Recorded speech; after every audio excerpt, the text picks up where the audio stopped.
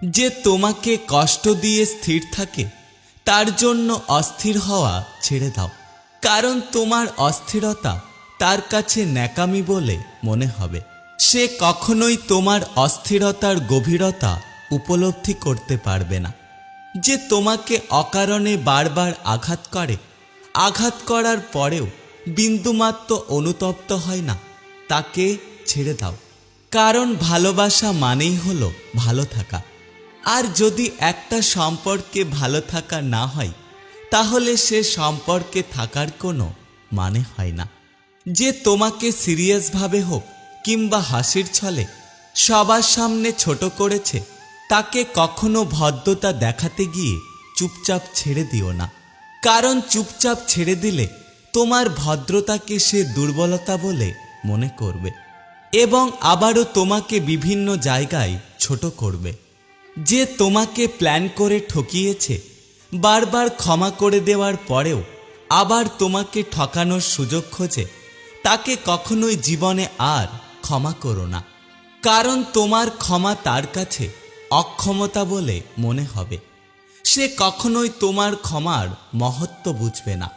যে তোমাকে ছেড়ে গিয়ে ভালো থাকতে পারে, তার কাছে ফিরে যাওয়ার ব্যাকুলতা ছেড়ে দাও। কারণ তোমার ব্যাকুলতা তার কাছে পাগলামি বলে মনে হবে। সে কখনোই তোমার ব্যাকুলতার পরিমাপ করতে পারবে না। যে তোমাকে পাওয়ার পরেও অন্য কারো কাছে যাওয়ার জন্য অশান্তি করে, তোমাকে ছেড়ে অন্য মানুষের সাথে থাকার জন্য মরিয়া হয়ে ওঠে, তাকে অবশ্যই আগে ছেড়ে দাও। এমন মানুষের সাথে সম্পর্ক টিকিয়ে রেখে একটা তাসের ঘর গড়ে তোলো না।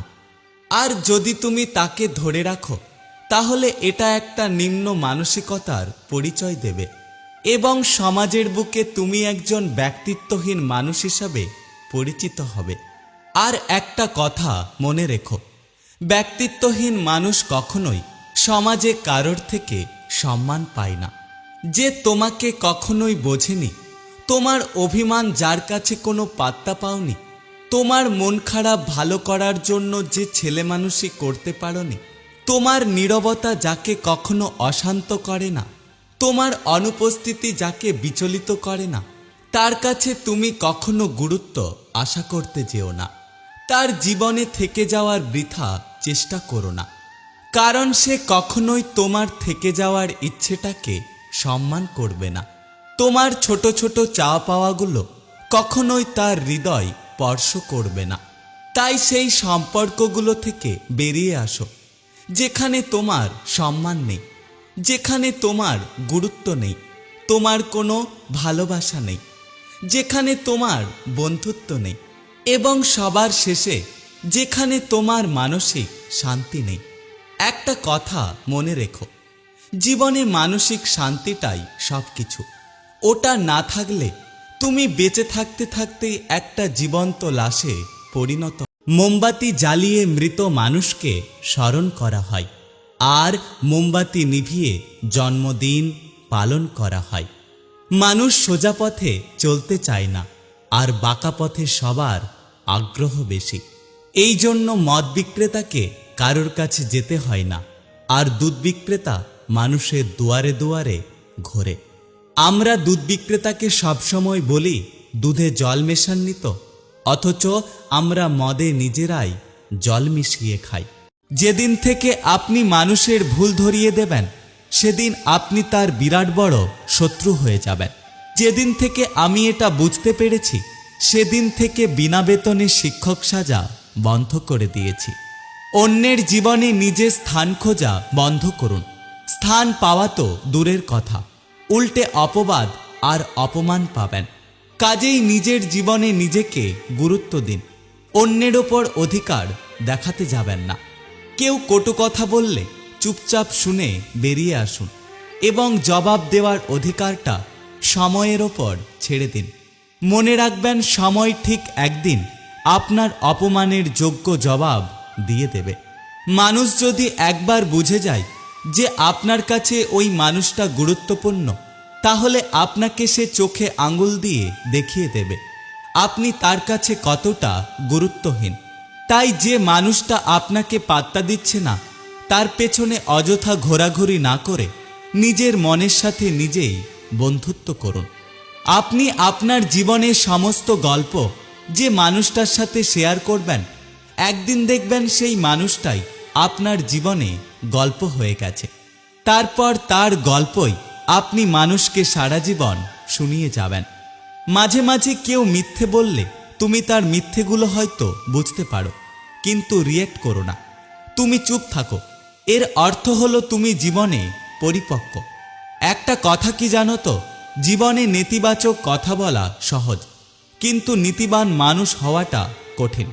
কাউকে উপদেশ দেওয়াটা যতটা সহজ, উপদেশ মানতে পারাটা ততটাই কঠিন। কাজেই নিজে যে কথাগুলো মানতে পারো, অন্য কেউ উপদেশ হিসাবে সেইগুলো বলো। কিছু মানুষের নিজের দোষ অন্যের ওপর চাপিয়ে দেওয়ার অভ্যাসটা এতটাই বিশ্রী যে তারা আজীবন অন্যের ওপর ব্লেম করেই কাটিয়ে দেয়। জীবনে অন্যের মতো হওয়ার জন্য কখনো নিজের ওপর অবিচার করো না। জীবন একটাই, তাই নিজের এবং অন্যের ক্ষতি না করে নিজের যা ভালো লাগে তাই করো। কারণ খারাপ ফিল করানোর মতো মানুষ এই পৃথিবীতে অভাব নেই। কিছু মানুষ আছে যারা আঘাত পেলেও পিন্ড অফ সাইলেন্সে চলে যায়। তাদের নিজেদের কষ্টের না আছে কোনো আক্ষরিক রূপ, আর না আছে কোনো শব্দ। যারা বুঝতে দেয় না, কেউ জানতেও পারে না, এমনকি পাশে কাছের কেউ বসে থাকলেও টের পায় না। জীবনকে আরো ভালোভাবে বুঝতে গেলে আপনাকে এই 3টে স্থানে যেতে হবে।